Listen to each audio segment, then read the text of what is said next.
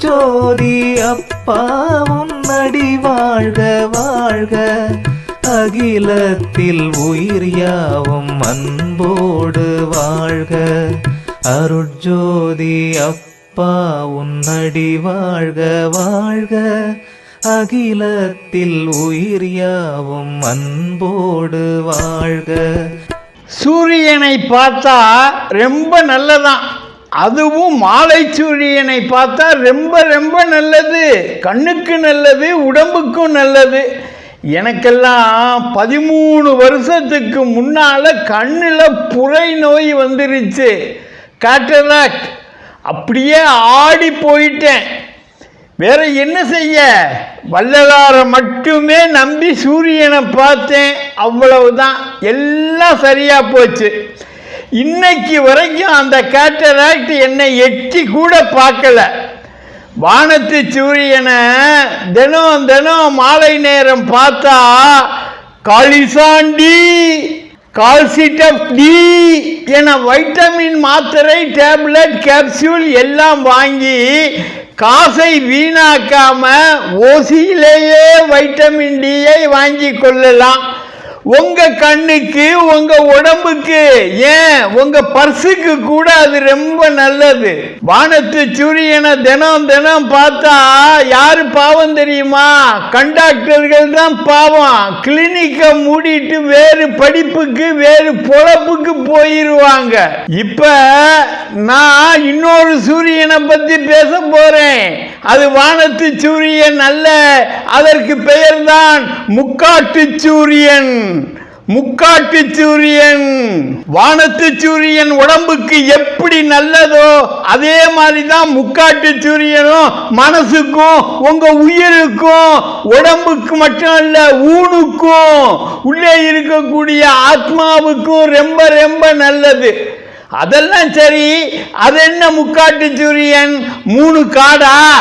அது அந்த காடு எங்க இருக்கு தெரியுமா? எங்க இருக்கு அந்த 3 காடு? இல்ல, கடைசியில அந்த முக்குல இருக்குது, ஊர் கோடியில கட்ட கடைசியில அந்த முக்குல இருக்கிற காடு தான் முக்காடா? அப்படியெல்லாம் கேட்க வேண்டாம். முக்காடு என்றால் உங்கள் தலையை சுத்தி போடுகிற வெள்ளை துணி முக்காடு. சரி, அதென்ன முக்காட்டு சூரியன்? கையை வச்சே சூரியனை மறைக்க முடியாது, நம்ம கண்ணை வேணுமானா பொத்திக்கிட்டு மறைக்கலாம். முக்காட்டை போட்டு சூரியனை எப்படிங்க மறைக்க முடியும்? இது என்ன செப்பிடு வித்தையா? இது செப்பிடு வித்தை அல்ல. அதற்கும் மேலே உடம்பையே தங்கமயமாக்கி சூரியன் போலே ஜொலிக்க வைத்து முக்காடு போட்டு மூடி வைத்து இருக்கும் வித்தை. செப்பிடு வித்தை அல்ல, செப்பிட முடியாத வித்தை. தேகத்தை பொன்வண்ணமாக்கும் தகர வித்தை. அந்த வித்தையை செய்தவர் யார்? அவர்தான் வள்ளலார். செப்பாகிய செம்பை பொன்னாக்குவதை போல உப்பாகிய உடம்பை பொன்னாக்கினால் அதற்கு பெயர் பொன் வித்தை தானே. தகர வித்தை என்று சொன்னீர்களே என்றால் அடக்கம், அடக்கம், அவ்வளவு அடக்கம். தனக்கு மட்டும் அகங்காரம் இருக்கக்கூடாது என்பதில்லை, தான் கற்ற வித்தைக்கு கூட அகங்காரம் இருக்கக்கூடாது. ஆகவேதான் இது பொன் வித்தை என்று சொல்லப்படாமல் தகர வித்தை என்று சொல்லுகிறார்கள். அந்த வித்தையிலே வல்லவர் தான் நம்ம வள்ளலார். அவர்தான் தன் உடலை பொன்னாக்கி சுத்த பிரணவ தேகம் பெற்று சூரியன் போல் உடம்பை ஜொலிக்க வைத்து அதை மறைப்பதற்கு முக்காடும் போட்டுக்கொண்டார். மனித தேகத்திலே தேக சத்து விரயமாக கூடிய இடங்கள் தலை, மார்பு, கொப்பு, கோசம். தலை தவிர மற்றவைகளை எல்லாம் நாம் ஆடையால் மறைத்துக் கொள்ளுகிறோம். ஆனால் தலை, ஆகவேதான் இந்த முக்காடு. முக்காடு போட கூச்சமாக இருக்கிறதா? தொப்பி வச்சுக்கோங்க, குள்ளா கூட போட்டுக்கோங்க. வள்ளலார் முக்காடு போட்டுக்கொண்டார் சுத்த உஷ்ணத்தை தக்க வைத்துக் கொள்ள. ஒரு கவசம் மாதிரி இது. வள்ளலார் காலத்துல அவரை சுற்றி நிறைய அணுக்க தொண்டர்கள் கூடவே இருப்பாங்க.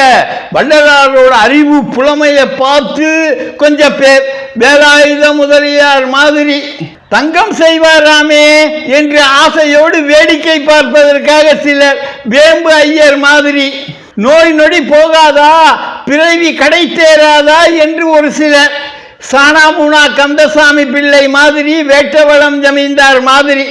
வள்ளலார் காலத்துக்கு பின்னால நாமே நடத்தலாமே சன்மார்க்கத்தை அப்படின்னு நப்பாசையோடு ஒரு சிலர், ஆடூர் சிவாச்சாரி மாதிரி சிஷ்ய பாவனையோடு திருவடி சரணம் செய்தவர்கள் சிலர், கல்பட்டு ஐயா மாதிரி தொண்டு செய்வதற்கென்றே சுற்றி கிடந்தவர்கள் சிலர், புருஷோத்தம ரெட்டியார் மாதிரி. இந்த புருஷோத்தம ரெட்டியார் முதல் எல்லா தொண்டர்களுக்கும் ஒரு விஷயத்திலே பெருத்த சந்தேகம், மகா பெருத்த சந்தேகம். வள்ளலார் முக்காடு ஏன் போட்டிருக்கிறார்? முக்காட்டுக்கு உள்ளே என்ன ரகசியம்? வள்ளலார் பிற்காலத்தில் நீளமாக முடி வளர்த்து வைத்திருந்ததாக கூட சொல்லுகிறார்கள். தர்மசாலை தோற்றுவித்த காலகட்டங்களில் அடிக்கடி வள்ளலார் காணாமல் போய் விடுவாராம். எங்க தேடி பார்த்தா பக்கத்து காட்டில் தவம் செஞ்சுக்கிட்டு இருப்பாராம். பத்மாசனம் போட்டோ உட்கார்ந்தோ. தர்மசாலை காப்பாளர் வேலூர் சண்முகம் அப்படித்தான் வள்ளலாரை தேடி தேடி பார்த்து காணோம்னு தேடி போகும்போது புறப்பகுதியிலே அங்கே ஏதோ ஒரு இடத்திலே காட்டிலே தவம் செய்து கொண்டிருந்தால் பார்த்தவுடன் அதிர்ந்து போய்விட்டார்.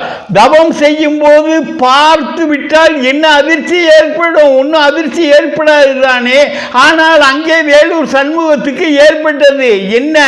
வள்ளலார் தலையிலே இருந்து ஒரு பெரிய ஜோதி, தலை பூரா பிரகாசம், அது நேரா போகுது. பார்த்த உடனே கண்ணு கூசிருச்சு சண்முகத்துக்கு. அதோடு இருந்தா பரவாயில்ல, தலையில இருந்து கிளம்பிய அந்த பெரிய ஒளி தம்பம் புறப்பட்டு சூரியனை நோக்கி, வள்ளலார் தலைக்கும் வானத்து சூரியனுக்கும் இடையிலே ஒரு பெரிய தம்பமாக நின்றது.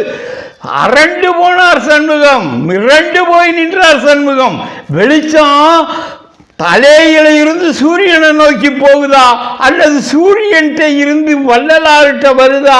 ஒண்ணுமே ஆராய்ச்சி பண்ண முடியல. பிரம்ம பிடிச்ச மாதிரி அப்படியே விரித்து மயக்கம் போடாத குறை.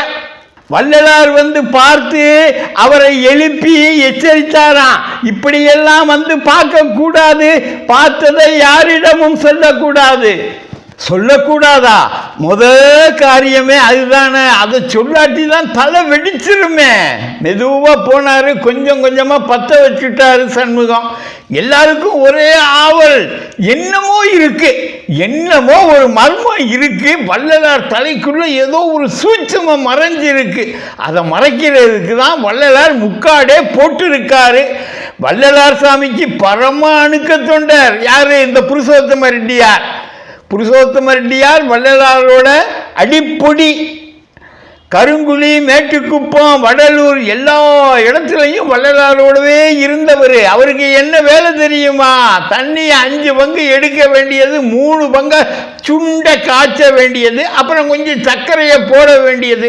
பாத்திரத்தை தொடவே முடியாது, சூடு, அவ்வளவு சூடு, கொதிக்கும், கையில் பிடிக்க முடியாது. இவர் என்ன செய்வார்? ஒரு இடுக்கியை வச்சு தூக்குவார். இடுக்கி தெரியுமில்ல, இரும்பு கொரடா.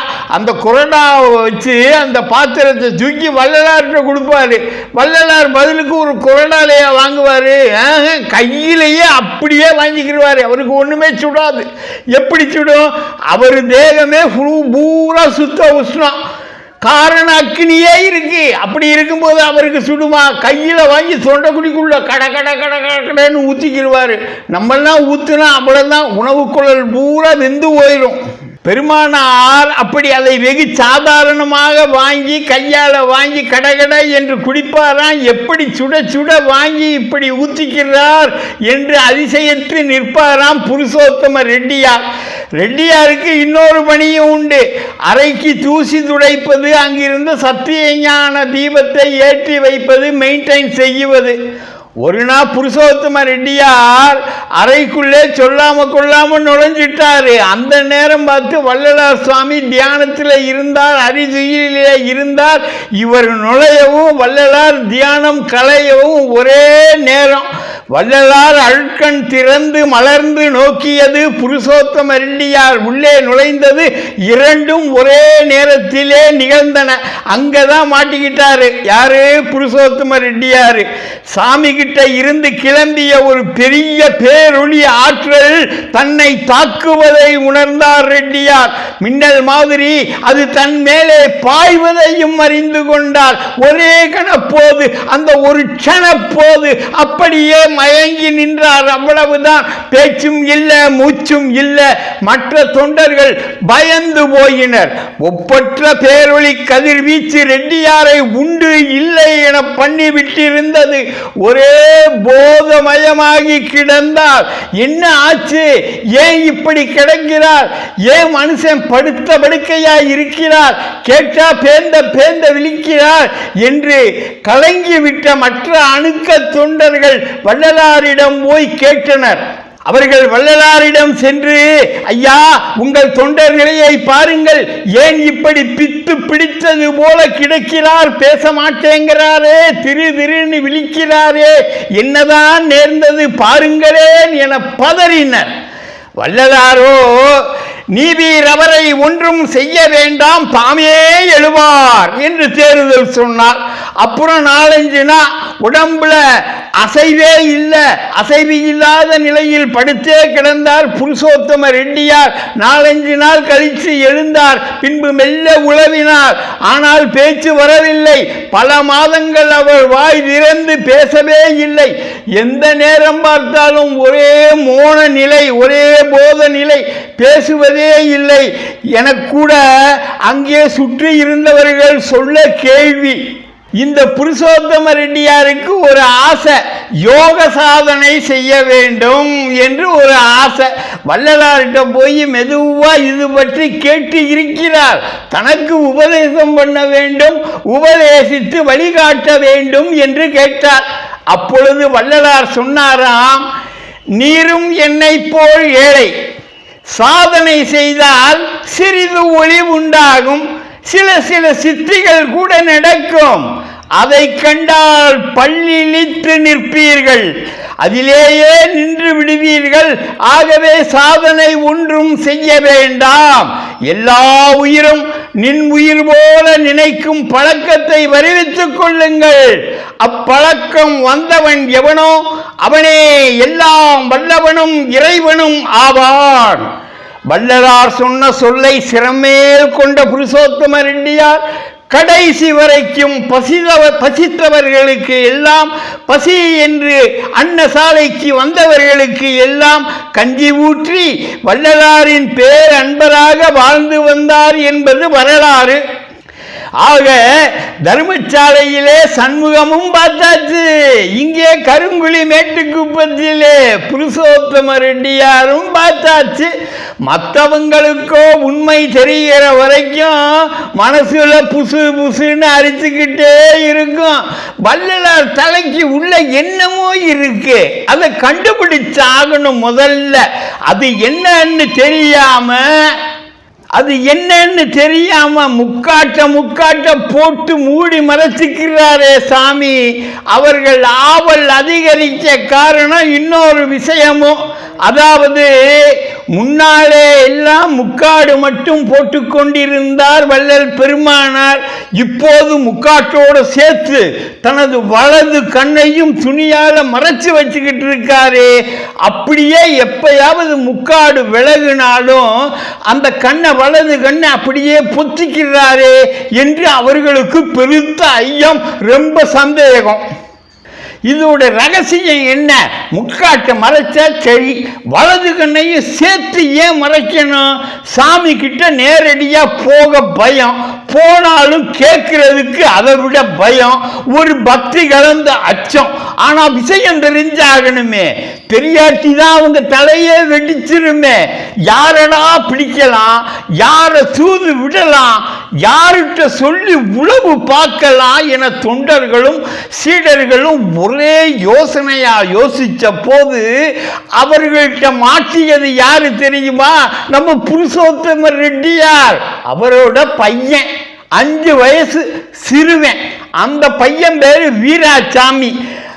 அந்த வீராசாமிய மணியை கட்டி அனுப்பிச்சாங்க வள்ளலார்கிட்ட, நீ போய் கேளு அப்படின்னு. அன்பர்களுக்கு எப்படியாவது உண்மையை தெரிந்து கொள்ள வேணும் அப்படிங்கிற ஆவல். எனவே வீராசாமியை தூண்டி விட்டனர். பையன் வீராசாமி விருன்னு கிளம்பின அம்பு மாதிரி நேரா வந்தான் வள்ளலார்கிட்ட. தாத்தா தாத்தா, ஏன் இப்படி கண்ணை வலது கண்ணை மூடி வச்சுக்கிட்டு முக்காடை போட்டிருக்கீங்க? கேட்டும் விட்டான். வள்ளலார் என்ன செஞ்சார்? முக்காட்டை லேசாக விலக்கி காட்டினார். வலது கண் மூடிய வண்ணம் இருந்தது. ஒரு நொடி போது விழியை திறந்ததும் பேரொளி பிளம்பு ஒன்று வந்து கதிர் வீச்சாக பாய்ந்ததாம். கொஞ்ச நொடிதான் காட்டினார் வள்ளலார். உடனே விழியை மூடிக்கொண்டாராம். நீவீர் இங்ஙனம் நெருங்கி பழகுவது அசாத்தியமாகும் என்பதற்காகவே மூடி வைத்திருந்தோம் என்று திருவாய் மலர்ந்தாராம். இதன் உண்மை பற்றி அறிய வேண்டும் என்றால் அகவல் படியுங்கள், அங்கே தெரிய கிடக்கும். கதிர் நலம் என் இரு கண்களில் கொடுத்தே அதிசயம் இயற்றெனும் அருட்பெருஞ்சோதி என்பதே அந்த அகவல் வரிகள். இந்த நிகழ்ச்சிகள் யாவும் புருஷோத்தம ரெட்டியார் மகன் வீராசாமி ரெட்டியாரால் விளக்கப்பட்டவை. காரணப்பட்டு கந்தசாமி பிள்ளையிடம் இருந்து அறிந்து எழுதிய சிதம்பரம் சுவாமிகளும் இது பற்றி கூறுவார்.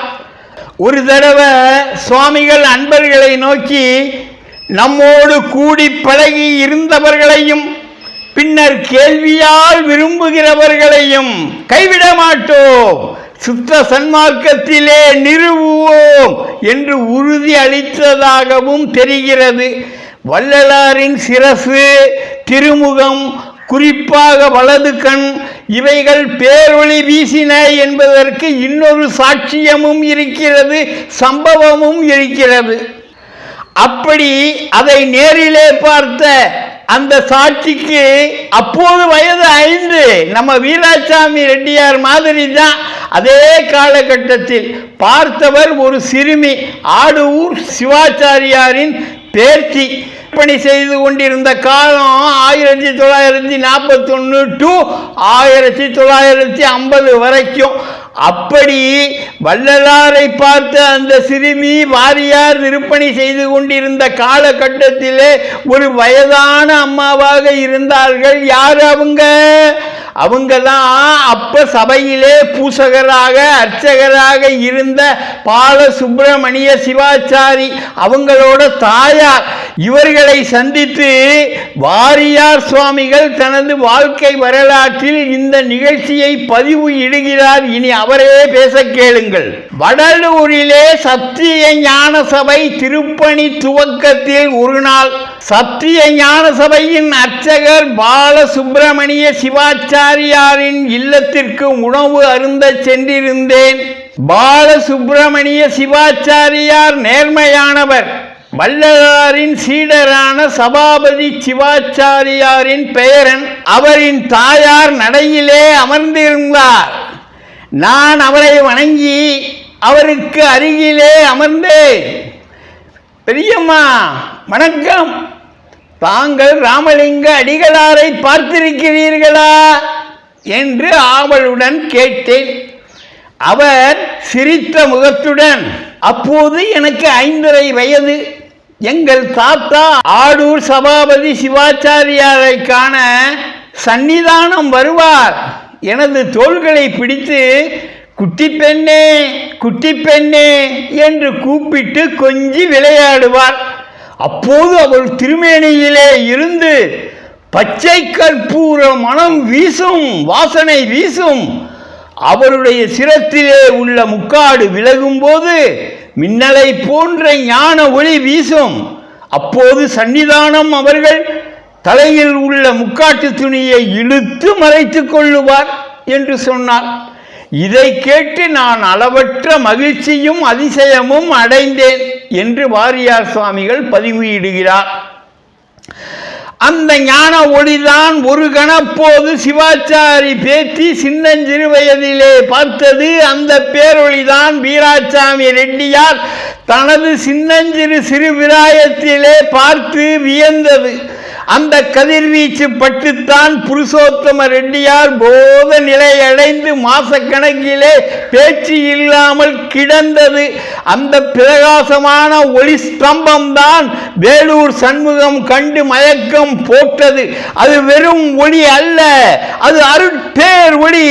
அதற்குத்தான் கற்பூர வாசனை உண்டு. அது காரண அக்கினி, அதுதான் ஆண்டவன் ஒளி.